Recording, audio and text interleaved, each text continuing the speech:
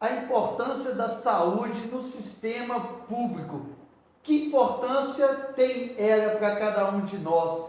Hoje, o nosso convidado especial é o psiquiatra Dr. Gustavo Carli. Doutor, obrigado por aceitar o convite para esse bate-papo que a gente tem feito aí no YouTube. É um prazer, Johnny, estar aqui e poder estar conversando com você e falando um pouco para a população de Caratinga sobre a importância da saúde e da saúde mental dentro do sistema, né, nosso de saúde pública. E até para poder estar conscientizando o povo a estar buscando o atendimento de saúde mental quando é necessário, quando ele vai procurar os sinais que possam levar alguém a necessitar de um atendimento dentro da saúde mental. A gente vê essa importância, doutor Gustavo, e hoje, como homem público, né, dentro das nossas funções, dentro da nossa atribuição, o senhor que tem aí atendido em várias prefeituras, em vários lugares na região, e a gente vê a importância desse atendimento, porque a classe mais baixa, a classe mais simples, muitas das vezes não consegue esse recurso particular, e quando tem um bom psiquiatra, né, a gente recebe elogios do senhor constantemente, né, a gente anda pela rua e alguém comenta, fala do senhor, então e vê que esse atendimento é humanizado, o senhor tem muito disso.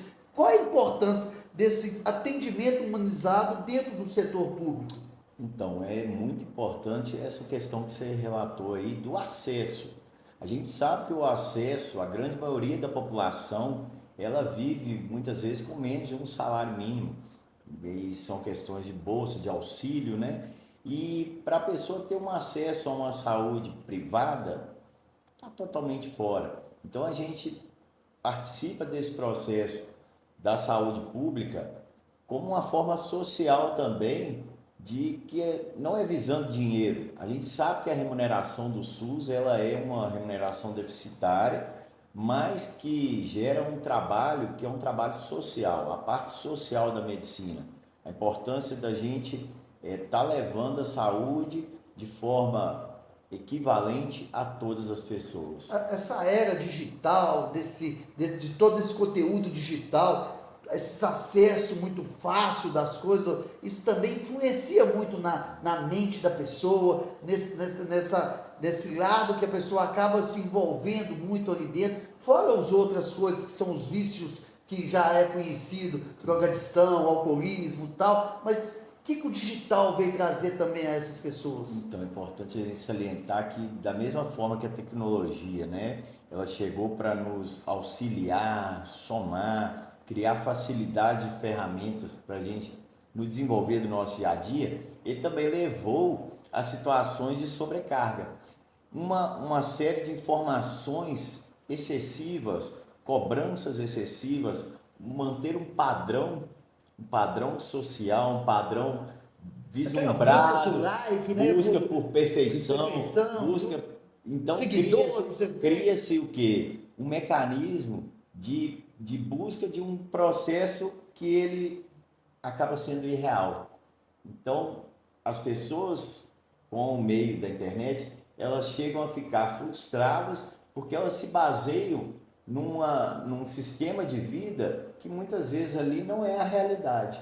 A gente acompanha isso e vê, doutor Gustavo, que a classe mais carente, tem um celularzinho na mão e acaba buscando seguir, como é a gíria do marketing, como é a gíria digital, seguir os influencers, aquelas pessoas que estão já bem avançados financeiramente, e ali eles botam de uma forma tão fácil que a pessoa acaba se iludindo e traz esse transtorno, né? Isso é uma situação que é difícil até falar, mas assim, compre o meu curso que eu te ensino a ser como eu. Então, assim, é uma mídia. Às vezes a pessoa não percebe que a outra está ganhando, vendendo o curso. Ela imagina que o quê? Que aquilo foi tudo muito fácil. Então cria-se uma falsa ideia de que tudo é muito fácil. A gente sabe que a vida não é fácil, tem percalços, é, é feita com muita luta, com muito trabalho, dedicação, mas criou-se essa imagem de que, ah não, tudo é possível e a partir de um processo que eu vou te ensinar aqui via internet, você vai ser totalmente bem-sucedido. Isso aumentou muito, doutor Gustavo, esse período que nós passamos aí, um período de isolamento mesmo, de muitas coisas que a gente viveu, de ter que buscar ali aquelas, tá com aquela rede social o tempo todo ativa, aquela necessidade de se mostrar, né, até mesmo para o ego da pessoa, isso acabou influenciando muito isso. Depois disso, a procura foi muito maior na rede pública. Nós falamos muito da rede pública, doutor, porque eu como gestor público, eu como homem público, legislador, e tá no canal que a gente tem falado sobre isso, tentando orientar as pessoas da importância dessa sensibilidade. O senhor notou uma diferença muito grande? E assim, não só notei como a carga de trabalho Aumentou. minha aumentou muito, né? Até pela questão que você citou antes. Hoje eu não sou prestador somente em Caratinga, eu atendo vários municípios, inclusive a vertente do Caparaó, e eu tenho vários municípios que são conveniados aos consórcios do qual eu presto serviço, né? E a demanda nesses municípios ela cresceu de uma forma gigantesca.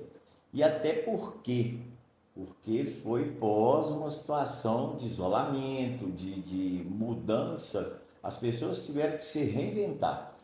E aí criou os transtornos psíquicos relacionados à ansiedade, depressão, eles aumentaram muito.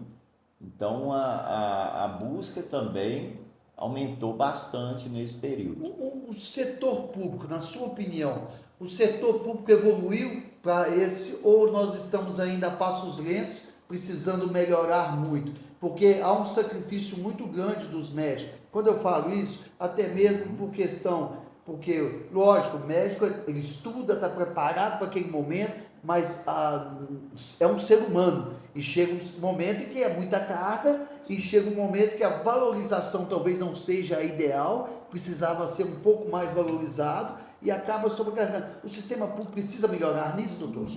Em geral, tem se notado pequenas melhoras, mas a passos Lentos. muito lentos, né? A gente precisa ter mais valorização, principalmente dos profissionais de saúde mental e até implantação de novas equipes, de uma equipe mais completa em alguns setores, para que possa ter realmente o suporte. E assim, fica a esperança de que não só na nossa região, mas que em todo o país evolua-se na política de saúde mental que tem sido um pouco desamparada, principalmente nas questões relacionadas ao que a gente citou lá atrás, dependência química, nos tratamentos. Você, John, como atuante, né, com a população de rua, você sabe da necessidade e a gente às vezes fica muito limitado no suporte desses tratamentos. Eu vejo, porque nós já militamos na área com a população em situação de rua há 24 anos, doutor. Então, há 24 anos atrás, em 1999, quando a gente iniciou todo um trabalho, a gente viu uma realidade. Um exemplo que eu vou dar tranquilamente: a cada 10 homens que encontravam na rua, possivelmente encontrava-se uma mulher. Hoje, totalmente diferente. Hoje chega a ser quase meio a meio quando não passa. E a gente vê que a política pública, a necessidade das políticas públicas também voltada a essas pessoas em situação de rua, precisam ser melhoradas, né, doutor? Sim, e assim, eu tive um período de experiência de vida, né, e de crescimento profissional. Foi um período que eu assumi o CAPS de álcool e drogas, né, o CAPS AD da cidade de Manhuaçu, que é um CAPS AD referência no estado de Minas Gerais. E hoje quem está lá é o doutor Pedro, que assumiu quando eu resolvi estar saindo, né?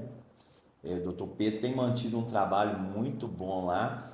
E assim, a gente tem interesse que todos os CAPs AD tenham aquele modelo realmente implantado no seu dia a E dia. se Manhuaçu conseguiu, Caratinga, Inhapim, Santa Bárbara, eu acho que é possível, né? Então não é uma coisa assim, não é uma utopia, é algo Não, não. alcançável. É algo totalmente alcançável, mas é necessário o esforço comum de todos, porque vale lembrar que o CAPES, AD, no caso, até aqui da nossa região, e como o de Manhuaçu, ele é regional.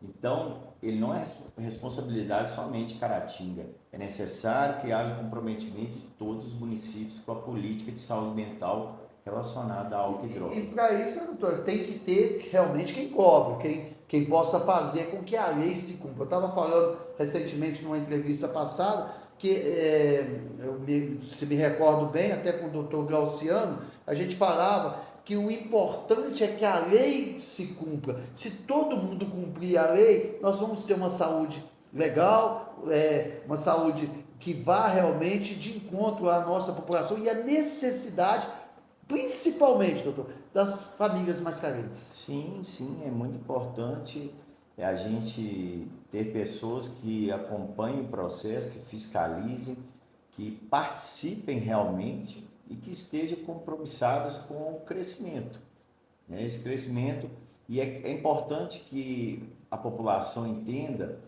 e ela participe mais do processo político, porque somente através do processo político nós podemos promover essas mudanças. Você tocou num ponto fundamental que a gente tem tentado e buscado fazer aqui no canal, doutor, essa conscientização. Eu tenho falado isso em diversos bate-papos, eu tenho falado isso, que nós hoje, o que o meio político tentou colocar na cabeça das pessoas é que lá o sistema todo mundo é ruim, enquanto na realidade existe uma minoria de pessoas ruins e uma grande maioria boas, que acabam sendo sufocadas, essa maioria boa sufocada por essa pequena quantidade ruim. Então hoje nós temos muitas pessoas boas realmente que querem uma mudança legal. Então assim, e essa saúde, eu acho que teria que ser o principal foco de um agente público, seria o cuidado e o zelo com essa saúde que o senhor tanto trabalha, né? Até abro parênteses para parabenizar, o senhor trabalha com maestria dentro do seu consultório, dentro do órgão público. Eu vou te relatar um fato, doutor, e eu queria deixar aqui a público, uma pessoa que o senhor atendeu, que é conhecida minha, ela virou para mim, foi atendido tanto para o senhor pelo consultório, como no senhor na área pública. Ela falou assim, não tem diferença nenhuma, ele atende a gente do mesmo jeito. Isso é importante? Eu acho que assim, a partir do momento que a pessoa se compromete com aquilo, não pode haver diferenciação. O médico que entra no SUS, ele aceita trabalhar daquela forma. E ele tem que trabalhar e fazer o melhor pelo seu paciente, tanto no SUS quanto no sistema do seu consultório no particular. Não pode haver diferenciação.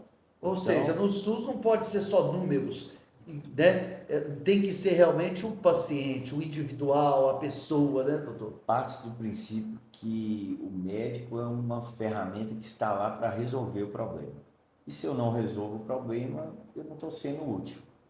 Eu fico muito feliz, né, e já encerrando esse bate-papo, porque nosso tempo é curto, né, de ter hoje, deixar bem claro para a população, né, de ter pessoas do bem, como o Dr. Gustavo Carr, que tem assim, lutado, tem buscado realmente fazer aquilo que é de melhor, né. Dr. Gustavo, é um prazer muito grande poder bater esse papo com o senhor, mas eu queria terminar com uma pergunta, porque eu não posso deixar como legislador dessa cidade, né, de te perguntar, Caratinga, tem jeito? Tem, eu acredito que Caratinga, Johnny, Caratinga tem muito jeito. E é preciso que a população, cada dia mais, acredite que pode haver mudanças e participe ativamente do projeto político para que essas mudanças possam ser finalmente implantadas. Obrigado, gente. É um prazer poder falar com vocês nesse bate-papo. E eu queria dizer para você que veio até o final desse vídeo, se inscreva, toque no sininho para que você receba as notificações dos próximos vídeos. Acompanhe realmente nosso canal. Doutor Gustavo, foi um prazer. Obrigado. Obrigado, viu? Até o próximo vídeo.